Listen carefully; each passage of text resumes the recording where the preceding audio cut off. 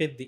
సాధారణంగా మనకేదైనా cinema release అయితుందననంటే, ఆ హీరో కోసమో, లేదనంటే ఆ హీరోయిన్నో, లేకుంటే ఆ ప్రొడ్యూసర్‌లకి డబ్బులు రావడం కోసమో, లేదంటే ఆ డైరెక్టర్‌కి పేరు రావడం కోసమో, ఇలా ఎదురు చూస్తుంటారు. అంటే ఆ సినిమాకి పని చేసిన ప్రతి ఒక్కరు కూడా, ఆ సినిమా హిట్ అవ్వాలి అని జెప్పేసి, ఆ సినిమా బాగా ఆడాలని కోరుకుంటుంటారు. కానీ 'పెద్ది' విషయంలో ఏందననంటే, 'పెద్ది' హిట్ అవ్వటం అనేది ఇప్పుడు ఇండస్ట్రీకి అవసరం. అంటే ఏదైతే సినిమాలో పని జేశారో వాళ్ళ అవసరానికి వాళ్ళ అవసరం కోసం సినిమా హిట్ అవ్వాలని కోరుకుంటారు. కానీ సంక్రాంతి నుంచి ఇప్పటి వరకు కూడా చూసుకుంటే గత 6 నెలలుగా థియేటర్‌లో అంటే ఒక్క సినిమా కూడా ఆడింది లేదు. మధ్యలో కొన్ని సినిమాలొచ్చినా కూడా బావున్నాయని అన్నారు గానీ, బాక్స్ ఆఫీస్ దగ్గర కలెక్షన్‌లొచ్చింది గానీ, వాళ్ళకి బ్రేక్ ఈవెన్ అయినట్టుగా గానీ మనకేం కనిపించలేదు. కానీ అందరూ గూడా ఎందుకనంటే ఇలాంటి టైంలో ఈ ఇండస్ట్రీకి ఒక హిట్ సినిమా అనేది చాలా అవసరం. ఎందుకంటే 6 నెలలుగా ఒక హిట్ సినిమా కూడా లేదు అననంటే అది ఒక రకంగా చెప్పాలనంటే ఈ ఇండస్ట్రీ ప్రమాదంలో పడ్డట్టుగానే అనుకోవచ్చు. కానీ 'పెద్ది' సినిమాకి మొదటి నుంచి కూడా మనం ఎలాగైతే సాధారణ ప్రేక్షకులు ఎలాగైతే అనుకున్నారో 'పెద్ది' సినిమా హిట్ అయితుంది, 'పెద్ది' సినిమా ఆడుతుంది అనే హోప్స్ కలిగించి మొదటి నుంచి కూడా ఈ సినిమా మీద మంచి అంచనాలు ఆ అంచనాలను రెట్టింపు చేస్తూ ఇప్పుడు 'పెద్ది' రిలీజ్ అయిన సినిమా ఆ అంచనాలని రెట్టింపు చేసిందనే అనుకోవచ్చు. ఎందుకనంటే ఈ సినిమాకి 'బుచ్చిబాబు', 'సనా' రామ్ చరణ్ వీళ్ళ కాంబినేషన్‌లో సినిమా వస్తుంది. పైగా భారీ బడ్జెట్ సినిమా. మొదటి నుంచి కూడా ఈ సినిమాని ప్రమోషన్స్‌లతో కూడా హైప్ తీసుకొనొచ్చారు. అసల ఈ హైప్ 'ఉప్పెన'తో సినిమాతో మనకి కోవిడ్ టైంలో వచ్చి కూడా బ్లాక్ బస్టర్ హిట్ కొట్టిన 'బుచ్చిబాబు' మెగా పవర్ స్టార్‌ని ఎలాగైతే చూపించాలి అని అనుకున్నాడో, తన కథ రామ్ చరణ్ కోసం రాసిన కథకి ప్రాణం పెట్టి పని చేశారనే చెప్పొచ్చు.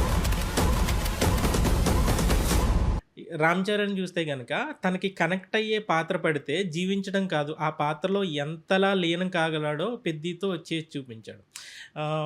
ఒక రకంగా చెప్పాలనంటే మనకి 'రంగస్థలం' సినిమా చూస్తే గనక మనకి నిద్రాణమై ఉన్న మెగా జీన్స్ అన్నీ ఒక్కసారిగా పూనకం వచ్చి విజృంభిస్తే ఎలా ఉంటుందో 'పెద్దిలో' 'రామ్ చరణ్' విజృంభణ కూడా అట్టాగే ఉంటుంది. మన 'రంగస్థలంలో' కూడా అప్పటి వరకు ఈయన హీరో మెటీరియలా? హీరోగా పనికొస్తారా? చిరంజీవి కొడుకుగానే జూశాం. కానీ ఎప్పుడైతే 'రంగస్థలం' సినిమా వచ్చిందో, అప్పుడు అవన్నీ గూడా ఆయనపై ఉన్న అనుమానాలు, అవమానాలు అవన్నీ కూడా పటాపంచలయిపోయినాయి. అదే సేమ్ మనకి ఇక్కడ చూస్తే గనక 'పెద్ది' సినిమాలో 'రామ్ చరణ్' నటన చూస్తే మనకి కథ మొత్తం కూడా స్పోర్ట్స్ డ్రామా లాగే జరుగుతుంది. ఎప్పుడైనా స్పోర్ట్స్ డ్రామా అనంటే మనకి కొంచెం బోరింగ్ ఫ్యాక్టర్స్ ఎక్కువుంటాయి. ఎందుకనంటే ఇక్కడ క్రికెటు ఆడుతుండుంటాడు. గ్రామీణ యువకుడిగా క్రికెట్ ఆడుతుంటాడు. అదే గ్రౌండు, మ్యాచు రిపీట్ సీన్స్ ఎక్కువుండుంటాయి అక్కడ. మన స్పోర్ట్స్ డ్రామా ఏ సినిమా తీసుకున్నా కూడా మనకి ఎక్కువ రిపీటెడ్ సీన్స్ ఉండటం వల్ల చూసే ఆడియన్స్‌కి ఎలా ఉంటుందనంటే బోరింగ్‌గా అనిపిస్తుండుంటది. కానీ ఆ బోరింగ్ లేకుండా ఆ కథని ఆడియన్స్ ఎప్పుడైతే కనెక్ట్ అయితదో అంటే అక్కడ కనిపించే భావోద్వేగాలకి కనెక్ట్ అయితుండుంటారో అప్పుడు మనకు ఆటోమేటిక్‌గా ఇంట్రెస్ట్ కలుగుతుంటది. దాదాపుగా ఈ సినిమా కూడా స్పోర్ట్స్ డ్రామా కాబట్టి కొన్ని బోరింగ్ సీన్స్ కింద రిపీటెడ్ సీన్ రావటం వల్ల ఆ బోరింగ్ ఫ్యాక్టర్ అయితే కనిపిస్తుంటది. కానీ అక్కడ 'రామ్ చరణ్' అనే ఒక అస్త్రం అస్త్రంగానే వదిలాడని చెప్పొచ్చు. ఎందుకనంటే క్రికెటర్‌గా చూపించుంటాడు. అది నెక్స్ట్ ఇంకోటేందంటే ఆ క్రికెట్ గూడా అతను మనకి ఆ పాత్ర మనకి ఎందుకు కనెక్ట్ అయితుందంటనంటే చాలా ఊర్లలో చూస్తుంటుంటే 'రామ్ చరణ్' లాంటోళ్ళు చాలామంది మనకు కనిపిస్తూ ఉండుంటారు. ఈ సినిమాలో ఆ బెల్లం బట్టీలో పనిచేస్తుండుంటాడు 'రామ్ చరణ్.' ఆ బెల్లం బట్టీలో పనిచేస్తూ ఆహ్, కూలికి ఎవరైనా తీసుకొనెళ్తే క్రికెట్ ఆడుతుండుంటారు. అలాంటోళ్ళు మన ఊర్లో చాలామంది ఉండుంటారు.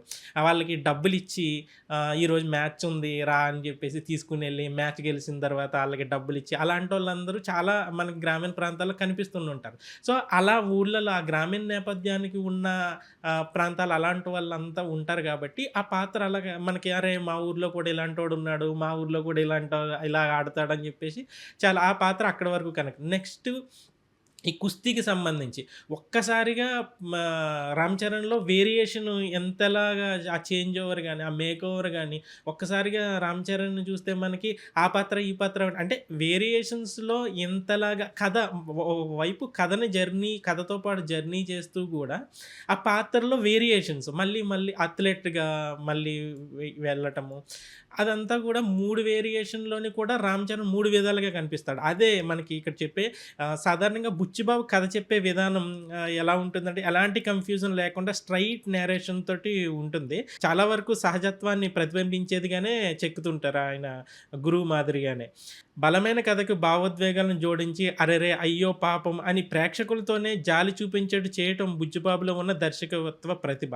ఎందుకనంటే మనకి 'ఉప్పెన్‌లో' గూడా మనకి అదే అనిపిస్తది. ఆ పాత్రను చూస్తుంటే ఏదో ఆయన సినిమాలు చూస్తే మనకి తొడలు కొట్టించడాలు, మీసాలు మెలిపెట్టడాలు ఇయేం కనిపించవు గానీ, ఆ పాత్రతోటి అంటే హీరో తిరగబడితే బావుండు, హీరో కొడితే బావుండు. ఎప్పుడైతే ఒక పాత్ర నుంచి మనం ఈ భావోద్వేగాలు పలకాలని జెప్పేసి ఆడియన్స్ ఫీల్ అయితుంటాడో, ఆ సినిమా ఆటోమేటిక్‌గా ఆడియన్స్‌కి కనెక్ట్ అయితుండే. అంటే కథతో పాటు జర్నీ చేయటం అనంటే అదే. ఇక్కడ 'పెద్ది' విషయంలోను కూడా బుచ్చిబాబు అదే జేశారు. నెక్స్ట్ మనకి సాంకేతికంగా చూస్తే గనక, ఈ సినిమా హై లెవెల్‌లో మనకు ఎందుకంటే పాన్ ఇండియా రేంజ్‌లో మనకి రిలీజ్ చేశారు కాబట్టి, అక్కడ అసల విజువల్స్ గానీ, music main AR Rahman music అనంటే మనకి తెలుగులో straight movies AR Rahman music అనంటే మనకి ఆయన ప్రపంచ స్థాయి మ్యూజిషియన్ అయినప్పటికీ కూడా తెలుగులో స్ట్రైట్ మూవీస్ వచ్చినప్పుడు, అయి మన తెలుగు ఆడియన్స్‌కి అంతలా ఎక్కువ. అందులోనూ ఇలాంటి గ్రామీణ నేపథ్యం ఉన్న సినిమాకి ఏఆర్ రెహమాన్ మ్యూజిక్ అనంటే చాలామందికి ఇతను ఎలా కొడతాడో, ఎలా వాయిస్తాడో అని జెప్పేసి చాలా డౌట్‌లొచ్చింది. కానీ 'చికిరి చికిరి' పాట ఎప్పుడైతే జనంలోకి వచ్చిందో, అసలు ఈ పాటకి మ్యూజిక్ అందించింది ఆయనేనా అనే అనుమానాలొచ్చాయి. ఆ తర్వాత కూడా ఇలాంటి స్పోర్ట్స్ డ్రామాలో బలమైన భావోద్వేగాలు పలకాలంటే నేపథ్య సంగీతం వారధిగా మారాలి. ఎందుకనంటే బీజీఎం తోటే మనకి ఆ స్పోర్ట్స్ డ్రామాని ఆడియన్స్ కనెక్ట్ చేయాలి. వాళ్ళ పాత్రలు ఎంత అద్భుతంగా నటించినా కూడా ఆ బీజీఎం తోటి నెక్స్ట్ లెవెల్‌కి తీసుకెళ్తుంటారు. ఏఆర్ రెహమాన్ స్పోర్ట్స్ డ్రామాకి ఎలాగా కొడతారు అని పైగా ఈ గ్రామీణ నేపథ్యం ఉన్న సినిమాకి ఎలాగా మ్యూజిక్ ఇస్తారు అనేది కూడా చాలామందికి ఒక రకమైన ఆహ్, చాలా డౌట్‌లు ఉన్నాయి. అసలు బావుంటుందా? బాగోదా? అని జెప్పేసి. కానీ ఈ సినిమా బీజీఎం చాలా చోట్ల కొత్తగా అనిపిస్తుంది.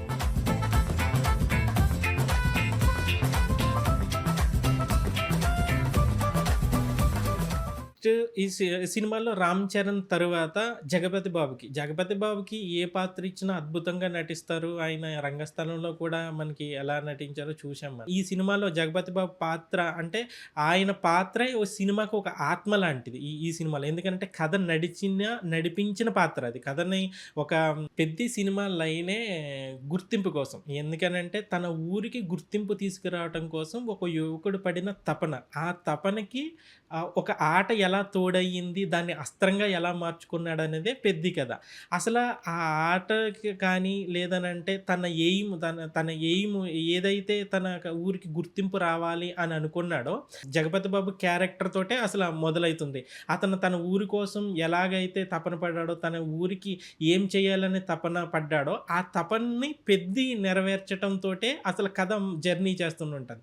అలాంటి 'జగపతి బాబు' స్టార్టింగ్ నుంచి ఆ ట్రైన్ సీన్‌లో గాని, నెక్స్ట్ అది సినిమాలో అతను చనిపోయే సీన్ గాని, నెక్స్ట్ ఆహ్, లెటర్స్ పట్టుకొని ఎమ్మెల్యేల దగ్గరికి, ఎంపీల దగ్గరికి, మినిస్టర్‌ల దగ్గరికి తిరిగే సీన్‌ల్లో గాని, అసలు 'జగపతి బాబుని' కొంతమందయితే స్టార్టింగ్ చూసిన తర్వాత అతన్ని 'జగపతి బాబేనా ఈయన' అని జెప్పేసి అన్నారు. కాసేపు చూస్తేనే గాని ఈయన 'జగపతి బాబు' అనేది మనకు చాలా మందికి గుర్తుపట్టలేదు.